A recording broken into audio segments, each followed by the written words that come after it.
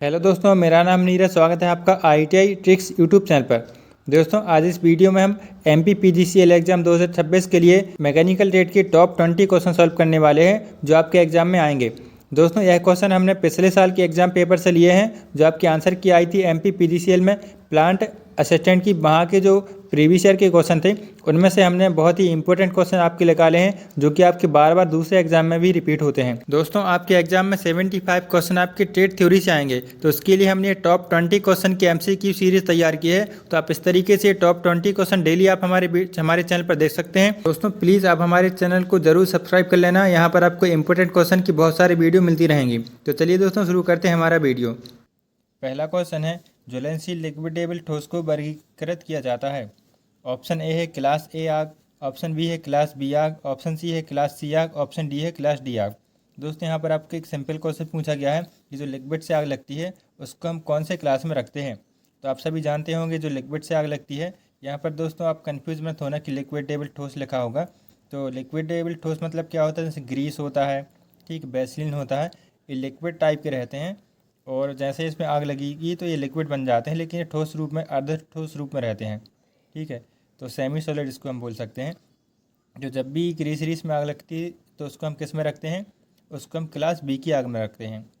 Class ए में किसको रखते हैं, जैसे ठोस चीज़ से आग लगी, जैसे कि लकड़ी से, कपड़े से, तो हम उसको क्लास ए की आग में रखते हैं। और क्लास बी में हम रखते हैं किससे, लिक्विड वाली ठोस से लगी आग को। तो इसका हमारा ऑप्शन बी राइट हो जाएगा। नेक्स्ट क्वेश्चन देखते हैं, प्लास्टिक कचरा बिन के लिए कलर कोड क्या है। दोस्तों, काफ़ी सिंपल सवाल आपसे पूछा गया है, बार बार एग्जाम में रिपीट होता है। तो प्लास्टिक कचरा के लिए जो डस्टबिन का कलर रहता है, तो ऑप्शन आप देख सकते हैं, लाल है, नीला है, हरा है, पीला है। तो प्लास्टिक के लिए इसका राइट आंसर होता है ऑप्शन डी, पीला रंग। तो आप इसको ऐसे याद रख सकते हैं, जैसे पास से पीला हो रहा है और पास से प्लास्टिक हो रहा है, तो आपके ये याद हो जाएगा।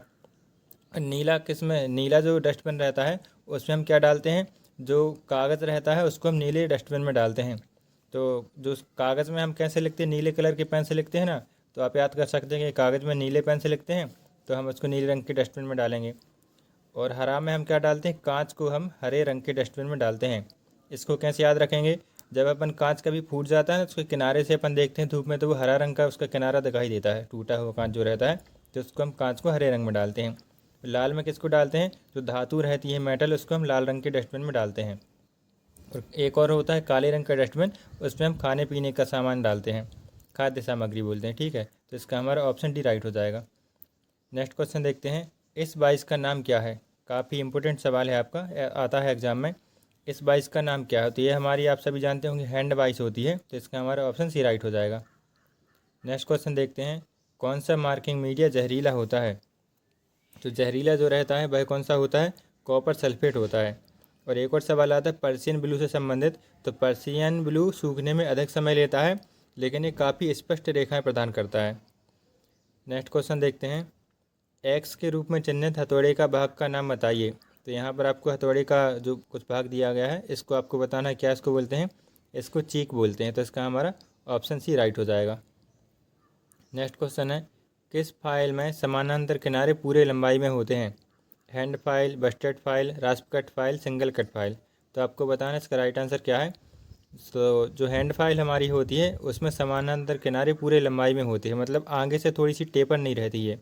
बाकी जो फाइल रहती है ना, फ्लैट फाइल, वो आगे से थोड़ी टेपर में रहती हैं, मतलब उनकी आगे से जो चौड़ाई है वो कम हो जाती है, 1/3 चौड़ाई उसकी कम रहती है। तो लेकिन जो हैंड फाइल रहती है उसका एक किनारा क्या रहता है, उसमें एज नहीं बने रहते हैं, उसके एक एज पर दांते नहीं कटे रहते हैं। तो ये हमारा हैंड फाइल होता है, इसका राइट आंसर।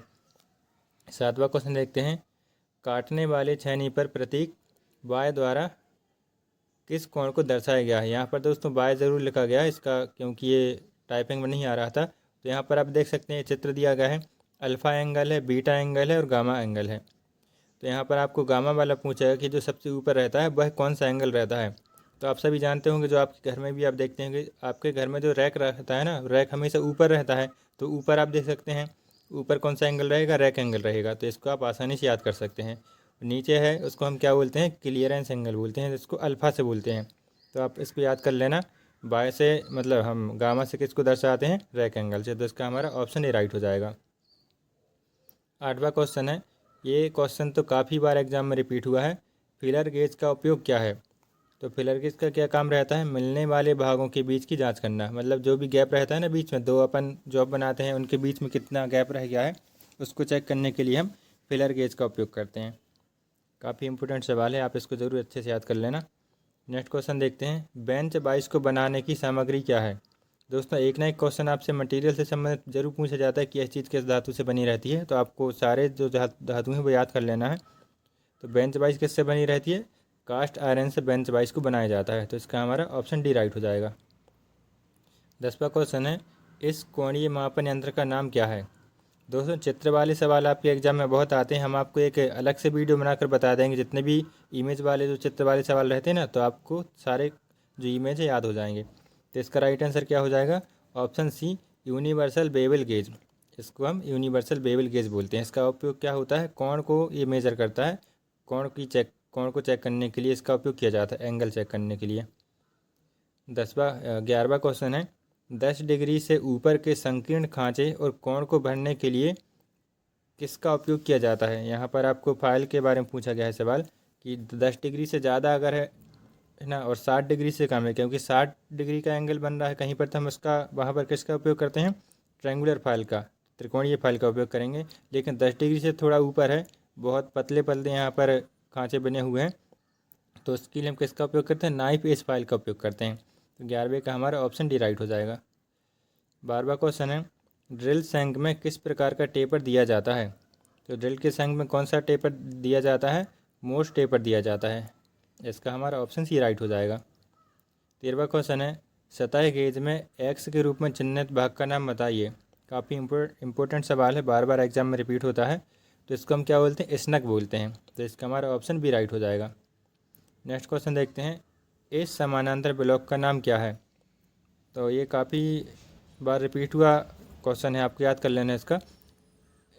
इस समानांतर ब्लॉक का नाम क्या है? इसको हम बोलते हैं एडजस्टेबल पैरेलल ब्लॉक, मतलब समायोजित समांतर ब्लॉक। तो इसका हमारा ऑप्शन डी राइट हो जाएगा। नेक्स्ट क्वेश्चन देखते हैं, इस बाइस का नाम क्या है? दोस्तों पहली बार जब आप इस क्वेश्चन को देखेंगे जल्दबाजी में इसका आंसर गलत लगा सकते हैं, आपको काफ़ी ध्यान से इसको गौर से देखना है। यहाँ पर आप नीचे देख सकते हैं जो फाइल के हैंडल है ना, वहाँ पर एक लीवर दिया गया है। इस लीवर का क्या काम रहता है? जब भी हम बाइस को आसानी से जल्दी से खोलना रहता है, क्विक रिलीज करना रहता है, तो हम इस लीवर को घुमाकर, तो इसका जो हाफ नट का संयोग वो क्या होता है, हाफ नट उससे हट जाता है, तो जल्दी से खुल जाती है। बंद करना रहेगा तो जल्दी से इसको हम बंद कर सकते हैं, जिसको बोल देंगे क्विक रिलीज बेंच बाइस। तो इसका हमारा 15वें का ऑप्शन डी राइट हो जाएगा। 16वां क्वेश्चन देखते हैं, 1 मीटर को मिलीमीटर में बदलें। तो 1 मीटर में कितने mm होते हैं आपको बताना है। तो 1 mm में कितने रहते हैं? 1000 mm होते हैं। तो इसका हमारा ऑप्शन सी राइट हो जाएगा। 17वां क्वेश्चन है, किस छेनी का उपयोग कीवे काटने के लिए किया जाता है? काफ़ी इंपॉर्टेंट सवाल है, बार बार एग्जाम में आता है। तो आप सभी जानते हो कि क्रॉस कट छेनी का उपयोग किसके लिए हम करते हैं? कीवे काटने के लिए, चाबी घाट बनाने के लिए हम क्रॉस कट छेनी का उपयोग करते हैं। नेक्स्ट क्वेश्चन है, कास्ट आयरन में ड्रिलिंग के लिए किस कटिंग फ्लूइड का उपयोग किया जाता है? तो कास्ट आयरन के लिए हम क्या करते हैं? कटिंग फ्लूइड उसमें कोई सा भी हम नहीं डालते हैं, क्योंकि वो कैसा रहता है, सूखा उसको चलाते हैं।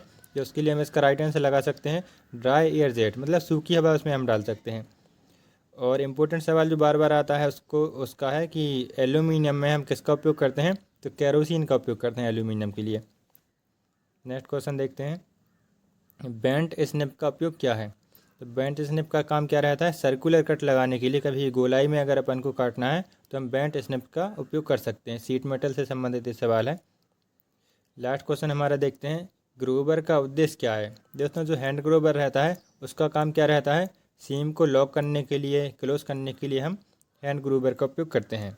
तो दोस्तों ये हमारे सारे 20 इम्पोर्टेंट क्वेश्चन कंप्लीट हो गए हैं। आगे आपको इसी तरीके से और भी क्लास मिलती रहेंगी टॉप 20 क्वेश्चन की, तो आप हमारे चैनल को ज़रूर सब्सक्राइब कर लेना। आगे आप आंसर की भी इसकी देख सकते हैं। और इसका अगर आपको PDF चाहिए है तो PDF के लिए आप हमारे व्हाट्सएप पर ग्रुप में ऐड हो सकते हैं। डिस्क्रिप्शन में इसका लिंक दिया गया है, वहाँ से आप इसको डाउनलोड कर सकते हैं। और हमारे नंबर पर भी आप मैसेज करके इसका PDF ले सकते हैं। आपको सारी क्लास का PDF दिया जाएगा। तो चलिए मिलते हैं नेक्स्ट वीडियो पर, तब तक के लिए आपका बहुत बहुत धन्यवाद।